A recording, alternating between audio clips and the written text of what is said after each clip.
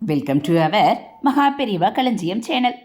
இன்னைக்கு நம்ம பார்க்க போகிறது தெய்வத்தின் குரல் 4ஆம் பாகம் 7ஆம் அத்தியாயம் வண்டு ஸ்தோத்திரம். அதில் அத்வைத தத்துவமும் நடப்பு நிலையும். ஸ்ரீ ஆதிசங்கர பகவத் பாதர்கள் உலகத்தில் உள்ள மேதைகள் எல்லாரும் ஆச்சரியப்படும்படியாக அத்வைத பாஷ்யங்கள் செய்திருக்கிறார். ஏற்கனவே இருந்த பிரம்மசூத்திரம், உபனிஷத்துக்கள், பகவத்கீதை முதலியவற்றை விளக்கி அவர் எழுதியதற்கு பாஷ்யம் என்று பெயர். இது தவிர தாமே ஒரிஜினலாக விவேக சூடாமணி, உபதேச சாகஸ்ரீ முதலான பல அத்வைத கிரந்தங்களை செய்திருக்கிறார். பாஷ்யத்திலிருந்து வித்தியாசம் தெரிவதற்காக அவர் சொந்தமாக செய்த இது போன்ற நூல்களை பிரகரண கிரந்தங்கள் என்பார்கள்.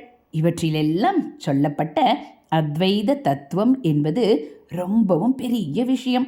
நாம் சத்தியமானது என்று நினைத்து கொண்டிருக்கிற இந்த ஜகத் ஒரு மாயை. பரமாத்மா ஒன்றுதான் சத்திய வஸ்து. அதற்கு வேறாக இருக்கிற ஜீவாத்மா என்று தன்னை நினைத்து கொண்டிருக்கிற நாமும் வாஸ்தவத்தில் அந்த பரமாத்மா தவிர வேறே இல்லை. ஜீவனேதான் பிரம்மம் என்பதுதான் அத்வைதம். ஸ்ருதி வேத பிரமாணத்தாலும் அறிவாலும் அனுபவத்தாலும் ஆச்சாரியால் இந்த சித்தாந்தத்தை அலசி அலசி நிச்சயப்படுத்தி பாறாங்கல் மாதிரி நிலைப்படுத்தி கொடுத்திருக்கிறார். ஆனாலும் இந்த பரம சத்தியமான தத்துவம் நம்மிலே பெரும்பாலாருக்கு எட்டவே மாட்டேன் என்கிறது. அறிவு மூலம் இதுதான் உண்மை என்று ஆச்சாரியாலின் வாதங்களை படித்து உறுதி ஏற்பட்டாலும் கூட அனுபவம் என்று வருகிற போது அத்வைதம் எங்கேயோ நாம் எங்கேயோ என்றுதான் அதற்கு ரொம்ப தூரத்தில் நிற்கிறோம்.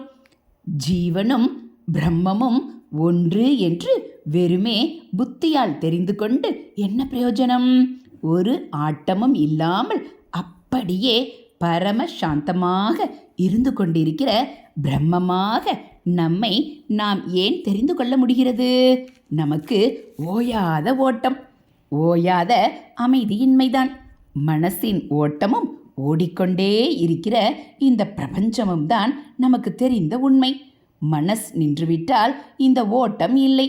அப்போது ஜகத் மாயையாக மறைந்து போய்விடும். நாம் பிரம்மமாக இருந்து கொண்டிருப்போம். ஆனால் மனஸ் நிற்கவே மாட்டேன் என்கிறதே.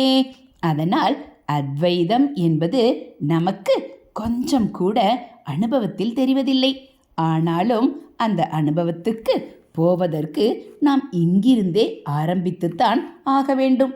நாம் இருக்கிற நிலையில் நமக்கு சத்தியமாக தெரிகிறவைகளை வைத்துக்கொண்டே அனுஷ்டானங்களை ஆரம்பித்து படிப்படியாக மேலே மேலே போய் இதெல்லாம் சத்தியமில்லை என்று தெரிந்து கொண்டு என்றால் சும்மா புத்தியால் தெரிந்து கொள்வதில்லை, அனுபவத்தில் தெரிந்து கொள்ள வேண்டும்.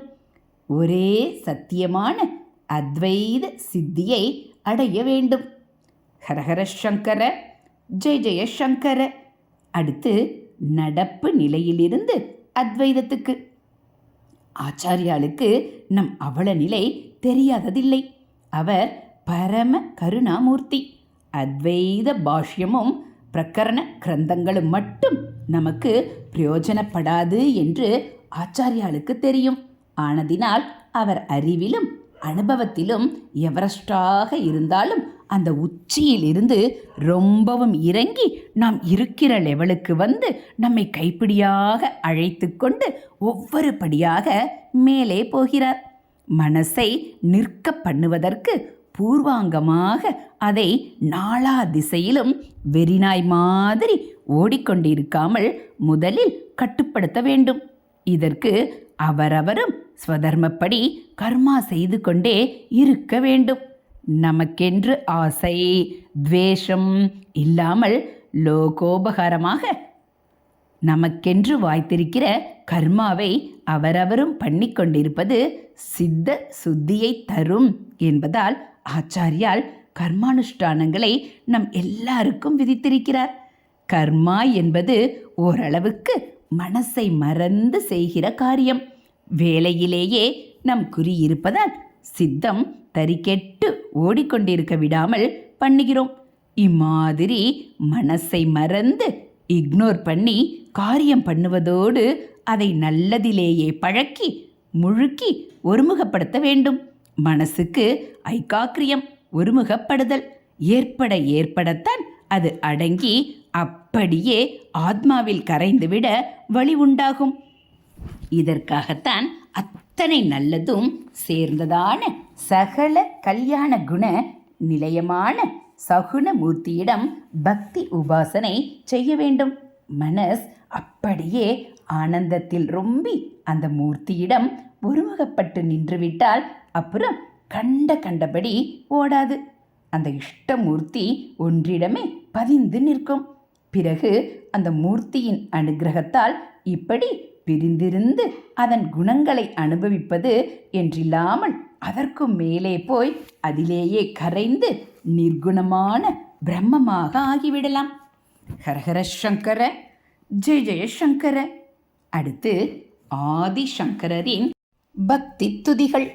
இதற்காகத்தான் ஆச்சாரியால் கர்மானுஷ்டான மாதிரியே பக்தி உபாசனையையும் நம் எல்லோருக்கும் விதித்திருக்கிறார். விதித்தது மட்டுமில்லை, எப்படி பக்தி பண்ணுவது, எப்படி பிரார்த்தனை பண்ணுவது என்றே நமக்கு தெரியவில்லை அல்லவா? இதை நமக்கு சொல்லிக் கொடுக்கிற மாதிரி அவரே சகல தெய்வங்களின் மீதும் நெஞ்சை உருக்குகிற அநேக ஸ்தோத்திரங்களை செய்து நமக்கு அனுகிரகித்திருக்கிறார். அம்பாள் மேல் ஆச்சாரியால் செய்த சௌந்தரிய லகரி, ஈஸ்வரன் மேல் பண்ணின சிவானந்த லகரி இரண்டும் 100 ஸ்லோகம் கொண்டது. இவ்வளவு பெரிதாக இல்லாமல் சின்ன சின்னதாகவும் ஒரு தெய்வம் மிச்சமில்லாமல் யார் யாருக்கு எது இஷ்ட தெய்வமானாலும் அதை அவர்கள் மனசுருகி ஸ்தோத்திரம் பண்ணி அந்த இஷ்டமூர்த்தியின் அனுகிரகத்தை பெறுகிற மாதிரி நிறைய ஸ்தோத்திரங்கள் பண்ணியிருக்கிறார். இவற்றில் சிலவாவது நம் எல்லோருக்கும் மனப்பாடமாக தெரிந்திருக்க வேண்டும். ரொம்பவும் உசந்த தத்துவங்களையும் உள்ளத்தை தொடும்படியான ரசங்களையும் கூட பரம லலிதமான சுலபமான வாக்கில் கொடுப்பதே ஆச்சாரியாலின் பெருமை. அறிஞர்களும் நன்றாக யோசித்தே புரிந்து கொள்ளக்கூடியதான சூக்ஷமமான கருத்துக்களை கொடுத்து அத்வைத பாஷ்யம் பண்ணினவரே சின்ன குழந்தை கூட ருசித்து சொல்லி பிரயோஜனம் அடையும்படியான ஸ்தோத்திரங்களை சின்னதும் பெரிதுமாக ஏராளமாக அனுகிரகம் செய்திருக்கிறார். ஹரஹர சங்கர, ஜெய ஜெய சங்கர. ஹரஹர சங்கர, ஜெய ஜெய சங்கர. மகா பெரியவாச்சரணம். இதுபோல் தெய்வத்தின் குரல் பகுதிகளை நீங்கள் தினந்தோறும் கேட்கணும் அப்படின்னா மறக்காமல் நம்ம சேனலை சப்ஸ்கிரைப் பண்ணுங்கள். கூடவே பெல்லைக்கானை கிளிக் பண்ணி ஆளுங்கிற பட்டனையும் அழுத்திடுங்க. நம்ம சேனலில் வரக்கூடிய தெய்வத்தின் குரல் பகுதிகள், மகாபிரிவ மகிமை எல்லாம் உங்களுக்கு பிடிச்சிருந்தா ஒரு லைக்கும் கமெண்ட்டும் கொடுத்து ஷேர் பண்ணுங்கள். தேங்க்யூ.